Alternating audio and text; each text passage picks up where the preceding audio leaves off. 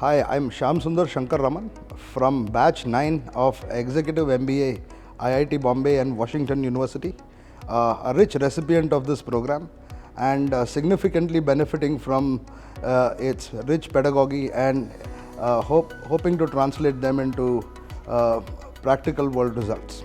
In my current role as Head of Electrical and Automation and Digitalization, I was no stranger to negotiations.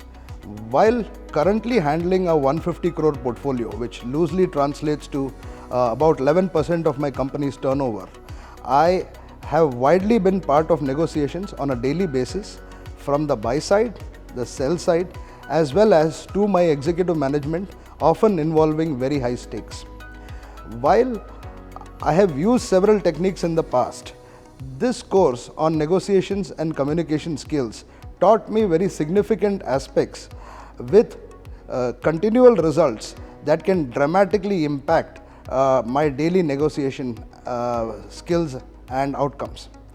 My takeaway would be the importance of working on the rudiments of daily deal setup, which when done correctly has significant impact. The deal setup involves the part that is actually done away from the table and often can prove to be eventual order winners. The deal setup topic was expertly delivered by Professor Dr. Sudeept Sharma from University of Illinois, a stalwart in the study of the art and science of negotiations, who is very revered for his significant contributions in the field. He did this through the case study Gary Kildall at Digital Research, where the mistakes made during the deal setup phase were well articulated, which eventually left IBM in a weak position and made Microsoft what it is today. My principal learnings from this case were that thorough research and data-based analysis during the setup phase, the deal options, the no deal options, the alternatives of all parties involved was paramount. Clear alignment of the zone of possible agreement with our business goals and strategies and that of the other parties to be clearly understood. While we talk about the principal learnings from my experience in this program, I would say they are fourfold. One of them is building long-term relationships with negotiating parties, which is paramount to achieving better deals in the long run, and it fosters for better trust and encourages win-win negotiations. The second important learning is, after a best effort sometimes, no deal options could come out to look at as the best options. It is better than a bad deal. Even in no deal circumstances, handling the relationship aspects sensitively is very important. The third significant, I would say the most significant learning is that the devil is in the details, and that 80% of all deals are crafted away from the table by thoroughly understanding your and the other parties' motivations, needs, wants, zone of possible agreement, and the best alternatives to negotiated agreement.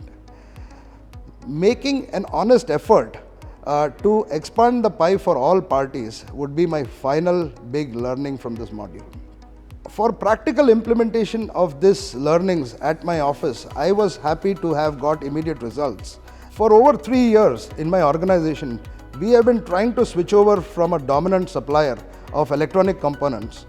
Recently, we have been successful and we have closed a deal with an alternative supplier that has reduced our cost of goods by 8% and significantly impacted our bottom line and possibly making our products more competitive, so having a positive impact even on our top line as well.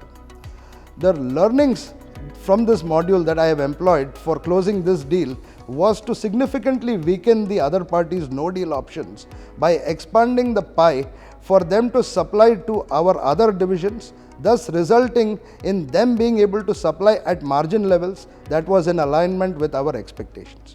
Thinking about the challenges that come with this method, the setup, deal design and tactics place a significant emphasis on understanding the other party's motivations, needs and wants, their market position, and significant research and understanding of the agreement zone.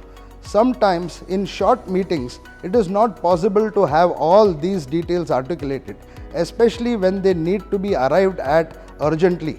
So time is of the essence. To adapt to this challenge, we are now habitually raising requests for quotes from shortlisted vendors on a daily basis and doing their homework before actual meetings. In personal capacity, I am now taking the time to meet with all executive stakeholders as a mechanism of exposing their critical no-deal parameters and mitigating the risks associated with them much before actual decision meetings. Coming to think of the broader impact of this module and the learnings from it, I now use patience and long-term relationship building as the central two pillars to approaching any negotiations. I have developed the habit to cover my no-deal options a lot better now by thinking about them in advance and taking actions towards mitigating its associated risks and implications. I would like to use an example here of how this is impacting our lives.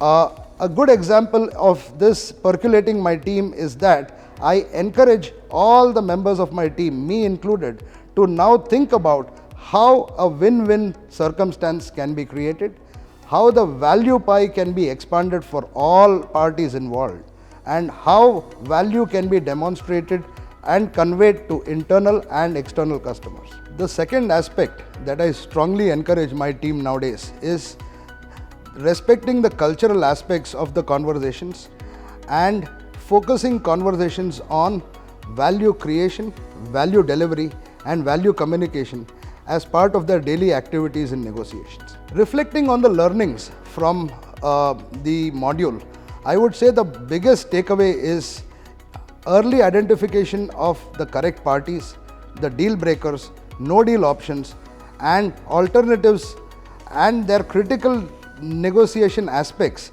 that cause the organization's competitive strategy and goals. Looking to the future, there are significant takeaways I would like to implement on a daily basis. That to take no shortcuts in data analysis while clearly and tangibly articulating wants and needs and strategies and converting them into critical to quality measurable outcomes as what can't be measured cannot be controlled.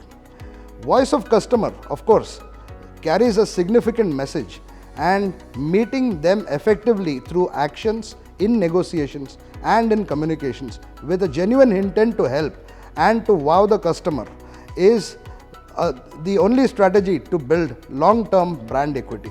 Thank you.